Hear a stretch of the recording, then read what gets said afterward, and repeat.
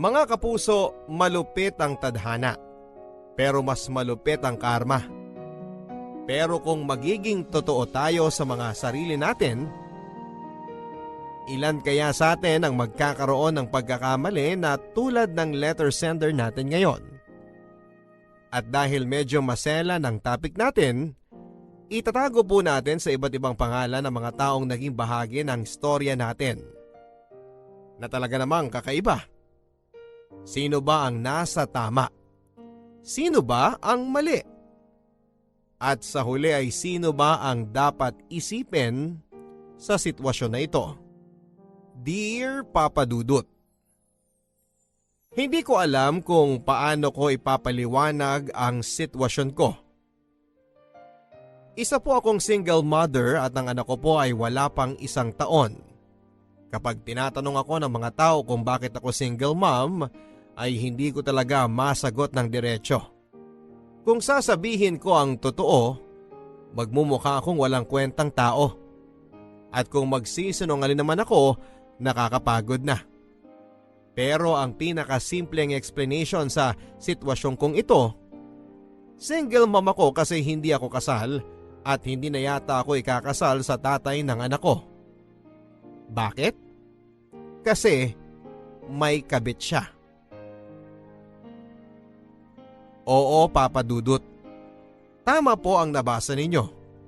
May kabit ang tatay ng anak ko. Matagal ko na ring alam, siguro mga 3 buwan na. Pero dahil nga kailangan ko pa ng tulong niya sa bata ay hindi ko pa siya kino-confront. Kung tatanungin po ninyo ako kung kilala ko kung sino, kilala ko siya, Papa Dudut. Pero bago ang lahat ay ikakwento ko muna kung paano kami nagkakilala ng jowa ko. At magpapakilala din po muna ako, Papa Dudut.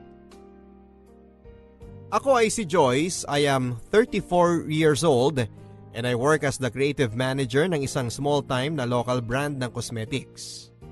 Maliit lang ang market namin pero over the past 4 or 5 years, ay lumalago na ang product line namin at medyo dumadami ang market base kasi marami na rin naghahanap ng local makeup na quality pero mura.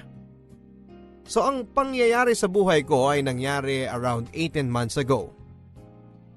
Anyway, dahil ako lang ang may hawak ng brand plus yung assistant ko, kami din ang humaharap sa suppliers na gumagawa ng mga tarpaulin at kung ano-ano pang collateral namin. Masaya kami kahit mabagal. Unti-unti pa rin kaming lumalaki. So anyway, naisip namin na baka panahon na para i-improve ang logo at ang packaging namin. Dahil naka-house kami sa isang maliit na office space, wala namang kaming receptionist. Pero meron kaming parang office assistant na nagpapapasok sa mga guest. Gumagawa ng kape at nag-aayos ng mga files namin. Siya rin ang dakilang utusan namin kapag gusto naming magpabili ng food at paminsan-minsan, pati personal errands ay ginagawa din niya. Maluwag kami sa kanya kasi nga masipag naman siya at wala siyang reklamo. At dahil bata pa siya at magiliw ay tuwang-tuwa din ang mga kliyente namin na kinakausap niya kapag nalilit kami. Ang pangalan niya ay Lina at masasabi ko na magkaibigan kami kahit papaano. Alam naming lahat na merong boyfriend si Lina na graphic artist. Ilang beses niyang ibinida sa amin yon pero dahil very quiet ang boyfriend niya ay hindi ito masyadong sumasama sa mga labas namin sa office. Minsan ko lang nakita yon at buong magdamag siyang walang sinabi sa amin. At impressed naman kaming lahat sa portfolio niya. Hi, I'm Joyce. Miss Joyce, this is Jeff. Magandang hapon po, Miss Joyce. Wow, ang formal mo naman. Sasabihin ko sa iyo yung noong ko pang sinasabi kay Lina. Please call me Joyce. Hindi kailangan ng miss, nakakatanda. Magandang hapon, Joyce. Oh, di ba? Better, di ba, Lina? Hindi ako sanay. Pwede bang Tita Joyce? Pwede, pero papaluin kita. Anyway, iwan ko po muna kayo para makapag-usap kayo. Okay, thank you. Bye, babe. Anyway, nabigyan ka na naman ni Lina ng preamble. Tama ba? Yes po. Medyo marami kaming requirements at ito na yung catch. As of yesterday, no nag-meeting kami, balak namin na pang 2 months yung workload mo. Pero bigla nagkaroon ng invitation to be part of an expo. So... Kahapon yung deadline. Oo, parang gano'n na nga. Pero sa totoo, kung gusto namin na umabot doon sa expo, dapat matapos yung designs in 2 weeks para mapalitan namin packaging ng mga products. Willing naman kami ibigay yung cost mo at magdagdag ng konting-konti as rush fee. Talaga ba? Bago yun ah. Madalas ba tatawaran ka tapos wala pang rush fee? Tapos 1 year to pay. Well, yung isa kasi naming investor, medyo sikat siya eh. At kilala siya for fair practices sa trabaho kaya gusto niya ganun din kami. At agree naman kami doon. Parang joke pero G ako dyan. Great!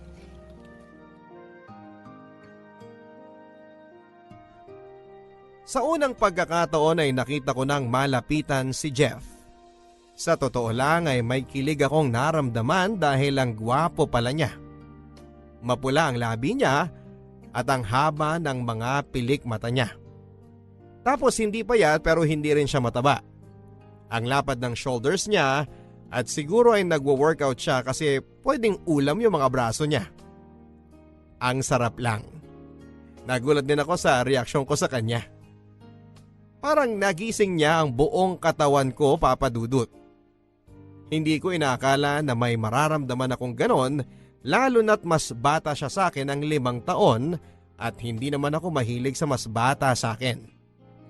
Sa katunayan, yung last ko na relationship, mga 10 taon yung tanda sa akin. Makisig din ang ex ko na yon pero in the end ay hindi din kami nagkaintindihan kasi gusto kong ikasal kami. Pero siya naman dahil may pinagdaanan ng divorce sa US ay ayaw nang ikasal pa. 2 years na rin akong single nung nakilala ko si Jeff. Papa Dudut, hindi naman ako sobrang conservative. Sa katunayan, noong nag-break kami ng ex ko ay gumawa ako ng profile sa mga dating apps at once in a while ay lumalabas naman ako. Paminsan-minsan nga may ibang nagaganap bukod sa date. Kaya hindi ko masasabing tigang ako kaya ganon ang nararamdaman ko sa kanya. Iba lang talaga si Jeff. Tahimik siya pero kabagyo ang lakas ng dating niya. Nang gabing yon ay hindi ako nakatulog dahil sa kanya. Kung ano-ano ang mga naiisip ko at excited lang ako sa next namin na meeting. Pinilit kong isipin si Lina at paulit-ulit kong pinapaalala sa sarili ko na masaya sila sa relasyon nila. Pero nang gabing yon ay hinayaan ko nang lumipad ang imahinasyon ko sa kung ano ang pwedeng mangyari sa amin sa mga darating na linggo. Dumating nga ang next meeting namin at hindi ko alam pero dumating ako ng nakadress na medyo mababa at medyo maikli. Natural na pinansin ako ng mga office mates ko pero ang inakala nila may date ako sa gabing yon. Sinabi ko na lang na meron nga kasi sanay naman sila na malakas ang loob ko pagdating sa pagdidate. As usual, ibang pakiramdam ko noong mag-present si Jeff ng mga initial studies niya para sa logo at sa packaging namin. Madalas ay napaka-critical ko sa mga bagay na yan. Pero ngayon ay parang wala akong makitang mali sa mga ipinapakita niya. Nagandahan ako sa mga logo na ipinakita niya pero nagpupumiglas yung rational mind ko kasi alam ko na kung ibang graphic artist yon ay napakarami kong masasabi. Kaya naman nag-imbento na lamang ako ng comments at kung ano-ano ang sinabi ko na revisions maski walang kakwenta-kwenta ang request ko. Masipag na nagno-notes si Jeff habang nagsasalita kami at kitang-kita ko ang pride sa mukha ni Lina dahil wala kami halos baril sa gawa ng boyfriend niya. Sa unang pagkakataon ay na-assess ko kung gaano sila kabagay. Masasabi ko naman na pwede dahil maputi at pitit si Lina. Halos 5 feet lang yata siya at walang masyadong hulma kaya maski anong isuot niya ay halos bumabagay sa kanya. Hindi naman ako naiinggit kay Lina noon pero nasabi ko tuloy, hindi pala nakaka-intimidate ang itsura niya lalo na kung itatabi mo sa mga babaeng katulad ko. Mga 5'4" lang naman ang height ko pero mas matangkad ako than most women. Hindi ko masasabing payat ako pero dahil malaki ang hinaharap ko, hindi naman halata na medyo may tiyan din ako. Pero dahil nag-gym ako, na-maintain ko naman ang curves ko. Si Lina, typical Pinay na very straight ang buhok niya. May pagkamorena din ako pero madalas akong nakakatanggap ng compliment, lalo kapag nasa beach at nakabikini. Maraming nagsasabi na ang ganda ng kulay ko at pantay na pantay daw talaga. Kaya naman naglaro din sa pag-iisip ko na kung merong mas bagay kay Jeff, ako yata yon. Bukod sa mga nabanggit ko na traits niya, matangkad din kasi si Jeff, siguro mga 5'10" din siya. At maski payat si Lina, mukha siyang patpat kung katabi niya ang boyfriend niya. Nasulyapan ko sa salamin ang itsura namin ni Jeff at kinilig ako sa mga nakita ko. Hindi ako kasing lapad niya, pero hindi ako mukhang duwende sa tabi niya kasi malaman, makurba at may tangkad ako. At kapag naka-heels ako ay maganda ang height ko sa height niya. Kapag magkatabi sila ni Lina ay parang pwede niyang gawing wali si Lina. Sobra ang guilt ko na naramdaman ko sa mga naisip ko. Lalo na't biglang nakita ko ang lahat ng mali kay Lina. Samantalang dati, cute na cute ako sa kanya. Nang araw na yon ay nagpakitang gilas si Jeff. Imbis na umuwi at gawin ang mga revisions niya sa bahay, trinabaho niya ang mga ito sa pantry namin at bago matapos ang workday ay may bago na siyang set na ipinakita sa amin. Hindi ko na napigilan ng sarili ko at panay papuri na ang naibigay ko ng mga comments. Pero bigla akong naisip na kung mapabilis masyado ang proseso ay baka hindi na kami magkita pang muli. Out of the blue ay bigla akong naisip na dapat may isa pang set ng studies na ibang-iba sa pinagawa namin. Lumusot ang reasoning ko na dapat ay ganun kasi baka nabubulag kami sa ganda ng logo at packaging na based din sa luma naming packaging. At ginawa kong excuse ang expo sa Vietnam. Very impassioned ang speech ko. Sinabi ko for a potential international market, dapat inline yung new look namin para umangat sa ibang maliliit na businesses at para din may global appeal. Hindi ko na alam kung anong pumasok sa isipan ko pero bigla ko ring sinabi na maski mag-OT pa ako sa weekend para tulungan si Jeff sa mga possible na looks ay gagawin ko. Pakiramdam ko ay benta naman sa mga office mates ko kasi alam nilang OC ako pagdating sa mga bagay na may kinalaman sa brand namin. Ang hindi ko inaasahan ay ang pag-agree ni Jeff sa proposal ko. Siya bang nagsabi na magkita kami ng maaga sa isang kapihan na malapit lamang sa office. Nagbiro lang siya na sana all expenses paid. At dahil excited ang may-ari ng kumpanya, sinabi niya kaagad na bibigyan niya ako ng petty cash para may pangkain ako, si Jeff at si Lina. Biglang gumuho ang saya ko. Pero si Lina mismo ang nagsabi na hindi po siya makakasama dahil may family outing sila at bigla na naman akong sumaya. I swear, simula ng araw na yon ay para akong baliw na ewan. Pero Papa Dudut, ang totoong mga kabaliwan ay nangyari matapos ng meeting na yon. Nalaman kong nagpapanggap pala si Jeff at tahimik siya kapag may ibang tao. Totoo yon pero nung weekend na nag-brainstorm at gumawa kami ng bagong studies ng logo at kung ano-ano pa ay lumabas ang katotohanan. May simpleng landi si Jeff. Noong una akala ko ay imahinasyon ko lang na tumatama ang kamay niya sa kamay ko. Akala ko feeling lang ako kasi napatitig siya sa labi ko. At hindi ko inisip na sadya pero ilang beses na tumatama ang braso niya sa gilid ng hinaharap ko. Alam kong maraming babae ang magagalit dahil kabastusan na yon kung tutuusin. Maski ako naman kung hindi siguro ko nakakaramdam ng kakaiba sa kanya ay magagalit din ako. Pero ang napansin ko ay maraming dumating at umalis na babae na maganda at naka-revealing na outfit pero maski minsan ay hindi siya tumingin sa mga ito. Naisip ko na batiin siya tungkol dito At dahil sa sagot niya ay parang may nakawala na baha na kilig galing sa akin. Ang sabi niya, bakit naman daw siya titingin sa iba kung kasama na niya ang pinaka-sexy na babae sa cafe. Pagkasabi niya noon ay hindi na kami parehong nagpigil. Nandyan yung hawakan niyang hita ko, minsan bigla ding haplosin ang braso ko. At bago pa matapos ang araw, sinabi niyang iba na raw ang nararamdaman niya noong unang beses kaming magkakilala sa office party namin noon. Hindi lang daw siya nagsasalita noon kasi nag-away sila ni Lina.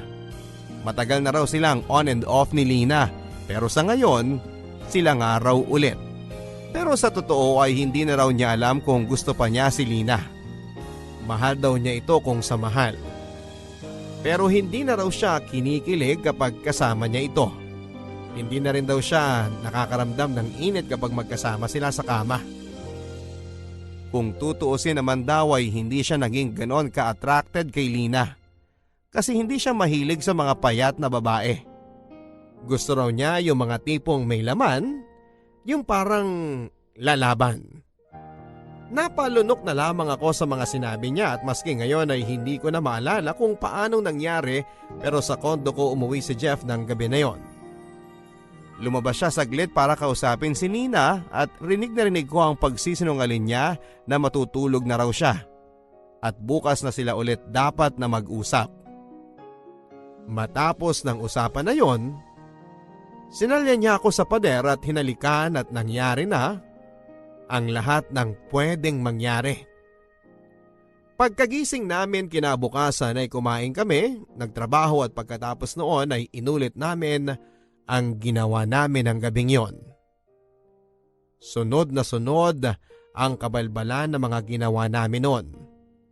Halos gabi-gabi siyang nasa kondo ko.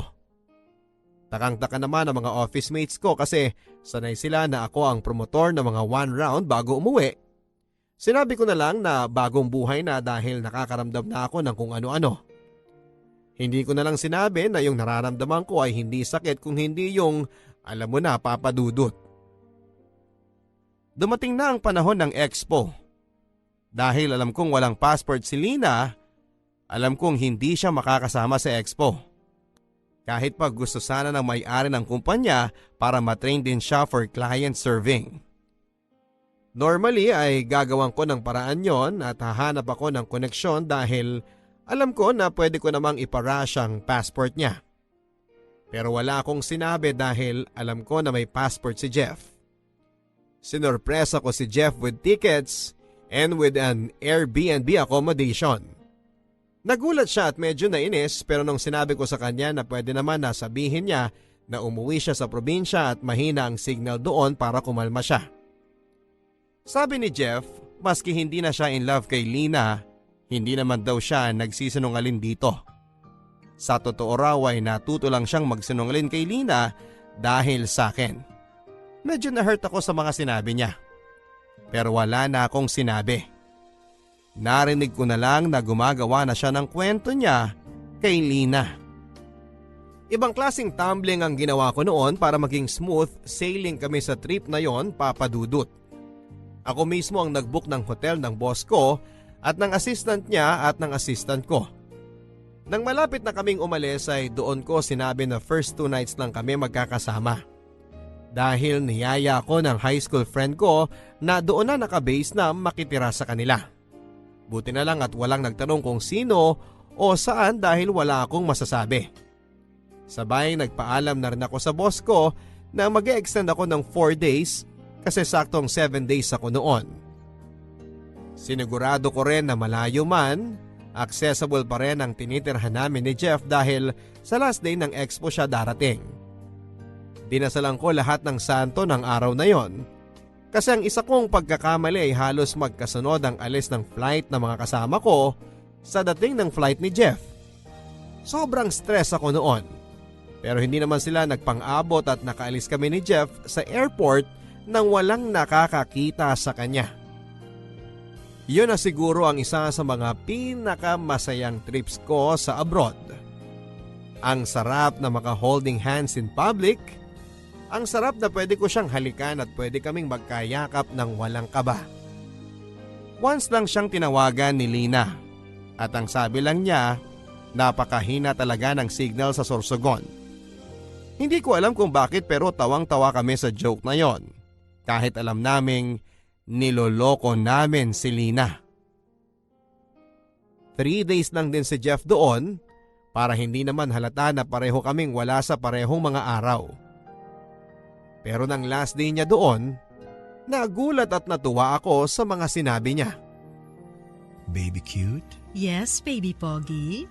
happy monthsary. Ano? 1 month na tayo, di ba?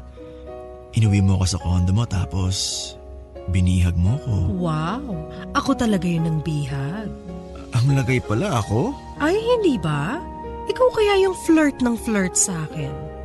Hindi ko mapigilan eh. Iba yung kamandag mo. Kamandag? Kamandag talaga. Ang sweet ko kaya. Ha? Si Lina. Siya ang babaeng sweet. Ikaw? Iba ka. Hindi lang basta sweet. Maalindog ka. Dapat ba ako ma-flatter? Oo naman no. Nakaka-flatter yun kasi ang lahat ng lalaki akala nila gusto nila yung sweet. Hindi nila alam iba yung sarap na may kasama kang babae na palaban sa lahat ng bagay. Lalo na sa... Uy, ano ka ba? Uy, kinikilig, nagbablush. Sira ulo. Baby Pogi, Yes, baby cute? kung 1 month na tayo, paano kay ni Lina? Hindi ko nga alam eh. Kasal ng ate niya next week. Tapos birthday niya.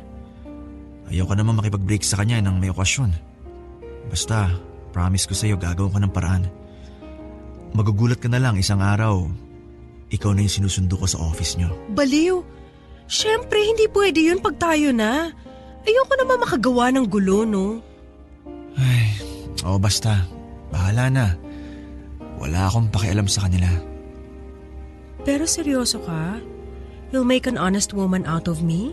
Oo, Joyce. Aminado naman ako na masaya tong medyo pilyo natin relasyon pero gusto ko naman na maging legit na tayo. I'm so glad to hear you say that. Sa panahon na yon ay naniwala ako kay Jeff kasi parang seryosong seryoso siya.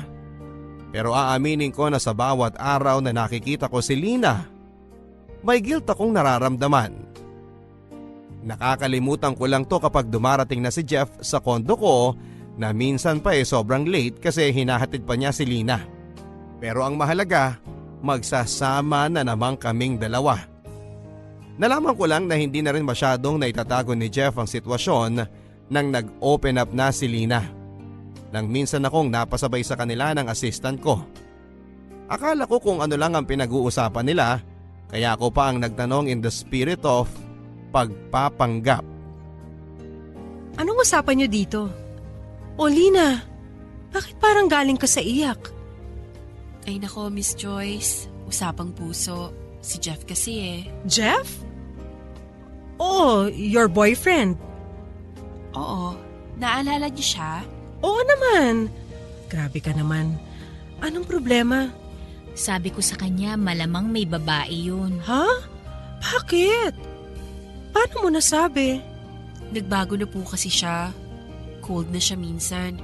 Tapos laging cannot be reached yung phone niya. At saka madalas parang wala siyang ganang makipagkwentuhan sa akin. Pwede ba akong maging brutal, Lina? Baka hindi naman dahil sa ibang babae. Ganun lang ang lalaki. Minsan nagsasawa. Minsan walang rason. Ayaw lang nila. Or baka naman pinapressure mo siya na gumawa ng isang bagay na ayaw naman niyang gawin. Tinanong ko po siya kung kailan siya magpo-propose nung kasal ng kapatid ko. Gosh, Lina, kinuwento ko naman sa inyo na ginawa ko yan, di ba? Tignan mo, iniwan ako ng boyfriend ko na yon. At 8 years kami, ha? Sabi naman po niya, soon daw.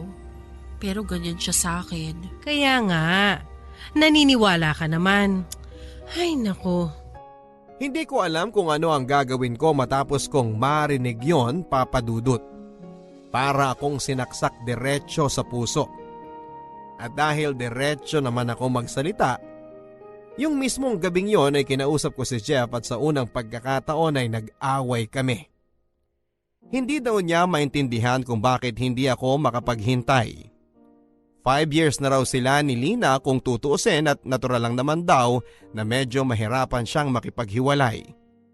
Nagalit siya kasi hindi ko raw kayang habaan ng PC ko. Kung tutuusin naman daw ay magsi 6 months pa lang ang relasyon namin. At dahil gusto kong maniwala na strong naman ako ay wala na akong sinabi pa. Medyo nabawasan ang pagkikita namin pero sa tuwing pupuntahan niya ako sa kondo ko, andun pa rin yung gigil namin. Yun nga lang, maingat na kami pareho sa mga bagay na pag-uusapan namin. Pero tao lang din naman ako, Papa Dudut. Umabot din ako sa punto na hirap na ako sa tuwing makikita ko si Lina na umiiyak sa assistant ko kapag nagla-lunch sila sa pantry. Iniwasan ko nang sumabay sa kanila at para lang hindi ako mahalata ay binalik ko na ang pag-aaya sa mga taga-office na mag-one round. Minsan ay hinahayaan kong maghintay si Jeff dahil naiinis ako na hindi pa niya break si Lina para maging malaya na kami. At sa totoo mahal ko na siya. Mahal ko na siya. Kaya naman naisip ko bigla na itigil na ang pills ko. Papa Dudut, kahit sinabi ni Jeff na makamandag ako, para sa akin ay mas makamandag siya. Naniniwala ako na rational naman akong mag-isip pero hindi ko alam kung bakit umabot sa punto na parang desperado na ako sa kanya. At dahil healthy naman ako ay gumana ang naisip ko. 1 buwan matapos kong itigil ang pills ko ay nabuntis ako. At dahil nga parang wala na ako sa sarili ko ay ginawang ko rin ang paraan para maisip ni Lina na dapat na siyang mag-resign. Halos araw-araw na rin naman siyang may sablay at once a week na siyang mag-absent. Kinausap ko siya ng masinsinan at bago matapos ang usapan namin, nag-decide siya na siya na ang makikipag-break kay Jeff. Sinigurado ko na hindi ko siya pipilitin. Sinigurado ko na hindi siya ang makakaisip nun.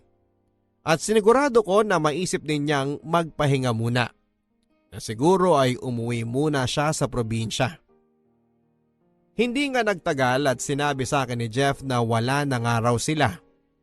Sa una, nagselos ako kasi nakita ko na may lungkot siya. Pero inisip ko lang na normal lang naman yon dahil may pinagsamahan naman talaga sila. Medyo nagsisisi din ako sa pagbubuntis ko kasi naisip ko kung noon ko pa sana kinausap si Lina baka noon pa sila nag-break. Pero pakiramdam ko okay na rin kasi sa loob-loob ko ay eto ang magiging susi para pakasalan niya ako at para hindi na siya magloko. Hindi nagtagal nang nadatnan niya akong nagsusuka sa banyo. Siya mismo ang nagsuggest na bumili kami ng pregnancy test at nang nakita niyang positive ay siya din mismo ang nagsabi na magpunta kami sa OB. Tuwang-tuwa ako kasi hindi man lang niya naisip na sinadya ko to. Sinabi din ng OB na minsan hindi 100% effective ang pills. After that first visit sa doktor ay nagbago na naman si Jeff. Para siyang batang naghihintay ng Pasko. Lalo siyang nagsipag sa trabaho at kung ano-ano ang binibili niyang mga bagay para sa baby namin. Hindi rin niya binabanggit si Lina. Parang wala na sa kanya yung 5 years silang nagsama at iniwan siya nito. Akala ko yun na ang simula ng happily ever after ko dahil sinabi din niya na dapat siguro isimulan na namin na magpakita na magkasama kami. Baby mama, magaling ka naman na gumawa ng kwento. Simulan mo na kayo magkwento sa mga office mates mo bago lumaki ang tiyan mo. Grabe. Parang sinabi mo naman na sinungaling ako. Hindi ba? Hindi ka nakakatawa. Bad joke ba dahil sa hormones? Hindi. Bad joke lang talaga yon. At saka nagsinungaling lang naman ako kasi ayaw mo makipag-break kay... Oops! Bawal ang bad word. Bakit? Hindi ka pa ba over sa kanya? After 2 months, over na. Pero kapal niya eh. Ako pa iniwan niya? Kung tutuusin siya yung dapat iniwan ko. Boring niya eh. Wala siyang alam gawin kundi magsine. Nakahiga lang siya lagi sa kama. Hindi katulad mo. Maski buntis, fight. Yan lang ba talaga ang gusto mo sa akin? At saka grabe ka naman. Maski karibal ko si Lina, minahal ka naman nun. Sa palagay mo, bakit ka nakarami ng trabaho sa amin? Siya ang nagreko sa'yo. Alam ko naman yun. Ano? Balikan ko siya. Gagi, mas marami akong contact. Ako bahala sa'yo. Yan naman ang gusto ko sa'yo eh. Ginawa ko ang sinabi ni Jeff. Unti-unti kong sinabi sa mga office mates ko na may dinedate ako, kaso ay hindi ko alam kung tama ba. Nagpakipot pa ako at hindi ko sinabi kaagad kung sino. I made sure na magmukha akong very turned sa kanilang lahat. At nang sobrang curious na silang lahat ay nag-imbento na naman ako ng bagong storya. At dahil chismosa ang assistant ko, sa kanya ko sinabi ang fake news na nakita ko kasi si Jeff at nagkwekwentuhan kami at naawa ko sa kanya kaya nagkita kami ulit at siya actually ang lalaki na kinaka-turn ko. Pinalabas ko dahil office mate namin si Lina, ayaw ko sanang patulan ng mga yaya ni Jeff. Sinabi ko na nilalabanan ko ang nararamdaman ko kasi ayaw kong ma-in love. Naglabas ng mga tanong kung single nga ba si Jeff. At syempre, ang sabi ko ay oo. Tinanong din ng assistant ko kung totoo ba na ng babae siya noong sila ni Lina. At doon na naman pumasok ang bagong kasinungalingan. Sinabi ko na naging praning lang si Lina kasi gusto na niyang magpakasal pero hindi pa handa si Jeff. Sinabi ko sa kanila na baka nga hindi marrying type si Jeff. Sinabi ko rin na naging odd sa kanya si Jeff dahil sa kakapilit niya na magpakasal na sila. Sa isang banda ay may katotohanan naman talaga na nagsawa na si Jeff sa kakakulit niya pero syempre, hindi ko naman pwedeng sabihin na noon pa man ay kasama na ako sa kwento nilang dalawa. Nakahinga ako ng malalim kasi unti-unti silang nakisimpatya sa akin. At siguro dahil nagteatro ako nung college, kahit papaano ay may husay ako sa pag-arte. Naniwala silang lahat na isa akong lonely woman na nag-hesitate na pumatol sa ex ng office mate namin. Ang naging solusyon ng boss ko ay yayain si Jeff na lumabas na kasama kami. Doon ako kinabahan kasi baka hindi maalala ni Jeff ang story namin. O Jeff, long time no see. Kumusta ka naman? Okay naman ako ma'am. Medyo busy pero buti sakto lang.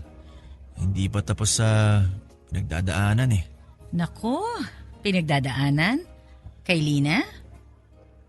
Yun po patapos na. May iba ngayon. Mas masaya sana kung bibigyan niya na ako ng sagot. Ay nako, anong sagot ba ang hanap mo? Kung katanggap-tanggap ba ako? Worthy ka ba?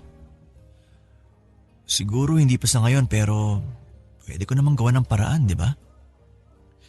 Sa palagay mo, Miss Joyce? Oo nga, Joyce. Lahat naman pwede. Uy!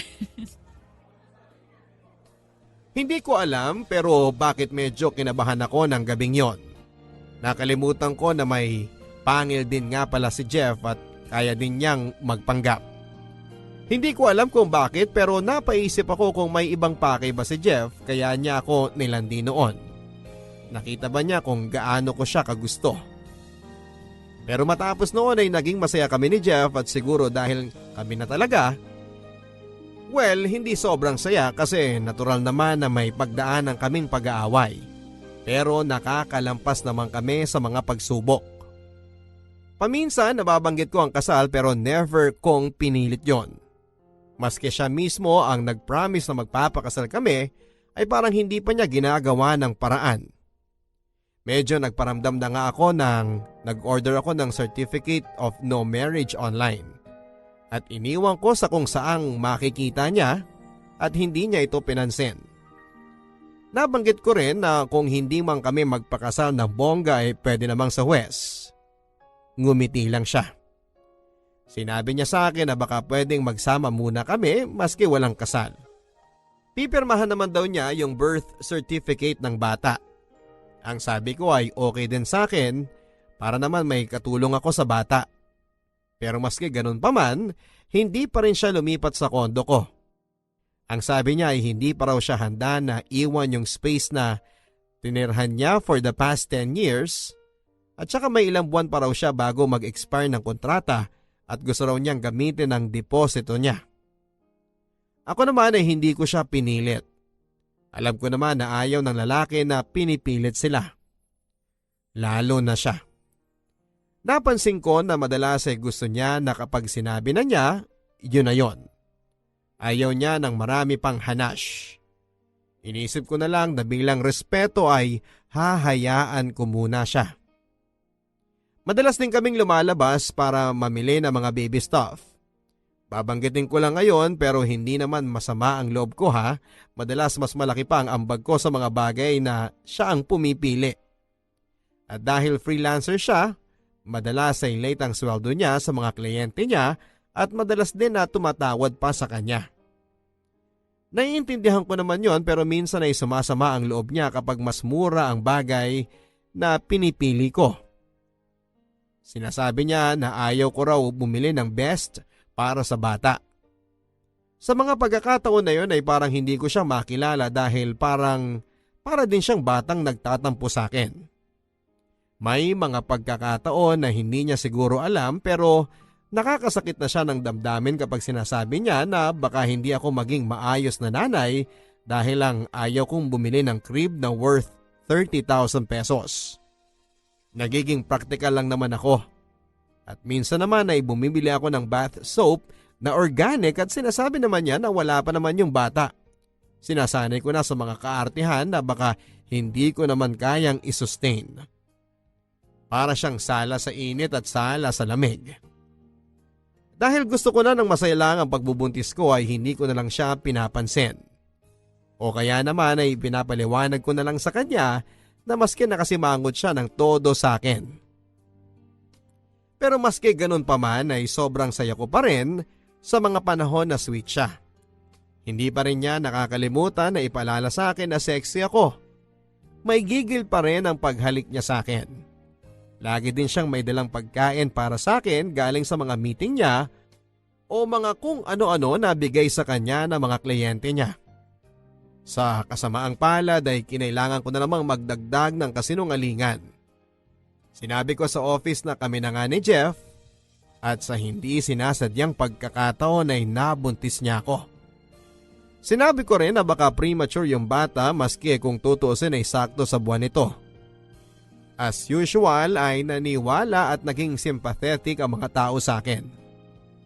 Buong-buo nilang tinanggap ang kwento at dinagdagan pa ng boss ko ng isa pang buwan ng maternity leave ko.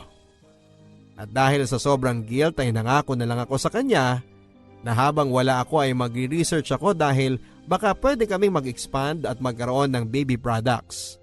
Natuwa naman siya. At oo nga pala, naging successful din kami sa pagbebenta ng expo kaya nagkaroon kami ng reseller sa Southeast Asia. Para sa boss ko, yung hard work kong yon at dedication ang naging reason kaya nakabenta kami sa ibang kliyente sa Vietnam Expo. Binigyan niya kaming lahat sa office ng dagdag sahod at si Jeff naman ay pinadalahan niya ng bonus. Sa totoo ay parang napakalayo na rin ang mga pangyayari na yon sa isipan ko. Mas naiisip ko si Lina. Naisip ko kung paano nga ba siya trinato ni Jeff noon. Kung pinaramdam din ba ni Jeff na parang hindi siya sapat minsan. Alam ko naman na hindi yon sinasadya ni Jeff. Na baka dahil lang sa stress at sa pagod kaya niya nasasabi yung mga nasasabi niya. Pero naisip ko na hindi kami magkasing lakas ni Lina. Alam ko na mas malakas ang personality ko, kaya kapag napagsasabihan siya ni Jeff noon ay mabilis siyang naiiyak. Naisip ko rin na kaya din naman siguro na-attract sa akin si Jeff ay mas kaya ko siyang dalhin. So kahit na nag-overlap kami ni Lina, mas bagay kami ni Jeff. Dumating na ang buwan ng panganganak ko. At dahil ayaw ng OB na palakihin ang bata sa tiyan ko, nagmukha naman na medyo preemie ang baby. Wala namang nagtanong kung talaga bang premature. At ang saya ko sa baby ko. Napakagwapong bata at pinangalanan kong Jeffrey Matthew. Pero kasabay ng masayang kaganapan na to, naging masalimuot naman ang pagsasama namin ni Jeff. Papa Dudut, umasa kasi ako na kung lalabas na ang baby namin at kung lalaki naman ito ay mas mapipirme na siya sa kondo ko. Umasa ako na magiging mas sweet pa siya sa akin.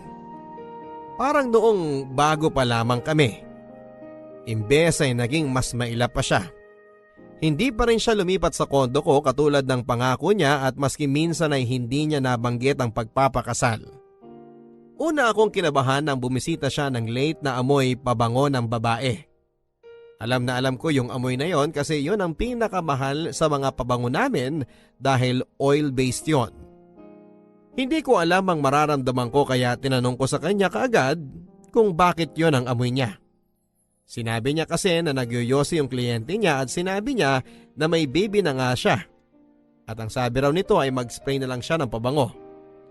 Laking gulat nga raw niya nang nilabas yung pabango namin at natuwa pa raw yung kliyente nung binida niya na siya ang gumawa ng packaging nito.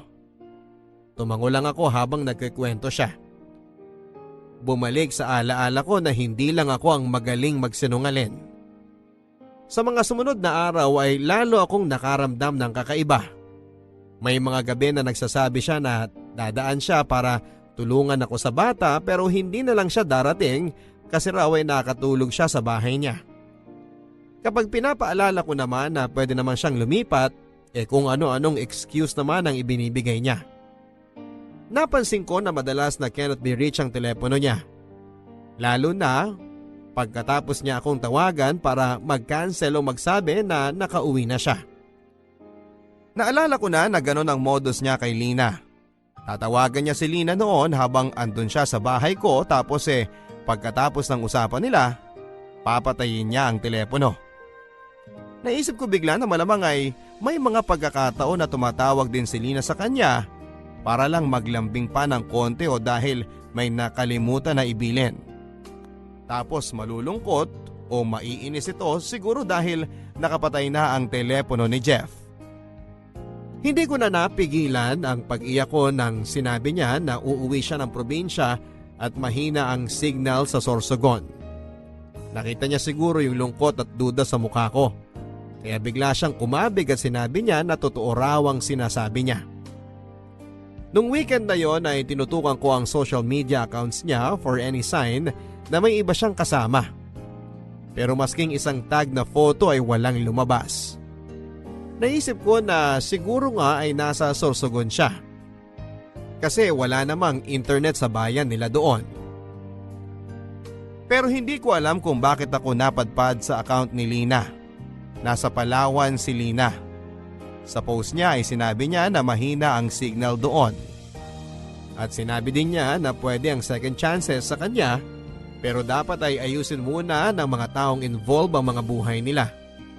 Pero sa mga pictures niya ay puro bagong mga office mates ang kasama niya pero laging merong tagakuha ng picture. Halos wala silang selfie na kuha. Mukha akong baliw talaga noon, Papa Dudut. Buti na lang at may yaya na akong nakuha at maski papaano ay nakakatulog na ako. Pero patuloy yung pagmamanman ko ng social media ni Lina. At sa huling araw nila doon ko nalaman na may babae nga siya. At si Lina nga ang babae na yon. Sa isang picture nila sa airport ay may suot si Lina na malaking jacket na maganda ang brand. Hindi nirelease ang jacket na yon sa Asia kasi pang European autumn kasi ang style nun. Binili ko yon kay Jeff kasi bagay na bagay sa kanya at sakto yon para sa malalamig na office o malalamig na airport. Hindi ko naman sinasabi na si Jeff lang ang may ganon sa buong Pilipinas pero ang laki kasi ng jacket para kay Lina. At bigla kong naalala na yung oil-based na perfume namin ang favorite ni Lina. Papa Dudut, wala akong maiyakan ng araw na yon kasi nagsinungaling ako sa lahat. Tanging ang anak ko lang ang nararamdaman ko na pwede kong maging kakampi sa buhay ko. Matt, pasensya ka na sa mama mo na baliw ha. Umibig kasi si mama kaya nagkaganito. Pero promise, hindi ako magiging baliw sa lalaki habang lumalaki ka. Ikaw lang ang tututukan ko. Pasensya na talaga ha. Tao lang. Hindi ko pa nga rin alam kung paninindigan ko na premature kang baby hanggang sa pagtanda mo. Pero siguro wag na lang kasi. Baka magkaproblema ka pa medically kapag yun ang kinlaim natin sa buhay mo. Yun lang. Baka lumaki ka na walang daddy, ha? Hindi ko kasi alam kung anong balak ng tatay mo. Kung tutuusin, kung di ko pa pinilit si Lina na maghiwalay sila, baka kabit pa rin ako ngayon. Though kung tutuusin, si Lina ang kabit niya ngayon. Pero hindi ko alam ang gagawin ko, baby. Hayaan ko na lang ba? O ipaglalaban pa ba ni Mama? Papadudot, yan siguro ang tinatawag nilang karma. Masakit at malupit. Pero ano ba ang pwede kong gawin? Kung kayo ba ang nasa posisyon ko ay ilalaban niyo pa rin ba? O pakakawalan niyo na siya? Hindi ko lang maintindihan kung bakit parang hindi siya masaya sa akin. Ibinigay ko naman ang lahat. Hindi ko siya pinilit at hinayaan ko siya sa kung kailan niya gustong bumisita sa anak niya. Hindi ako nagdemand ng pera o kung ano paman. At maski anong sabihin niya sa akin ay hindi ko siya inaaway. Tapos babalik lang pala siya kay Lina. Ano bang meron si Lina na wala ako? Yan ang hindi ko maintindihan. O gago lang ba talaga si Jeff? Pinaglalaruan lang ba niya kaming dalawa? Tanga ba kaming pareho na ma-in love sa lalaking katulad niya? Do I deserve this, Papa Dudut? Nasasaktan forever ang inyong kapuso at kabarangay, Joyce. Maraming salamat kapusong Joyce for sharing your barangay love stories with us. Kung tutuusin ay madaling isisi sa iba o kahit sa sarili mo ang sinapit mo sa ngayon.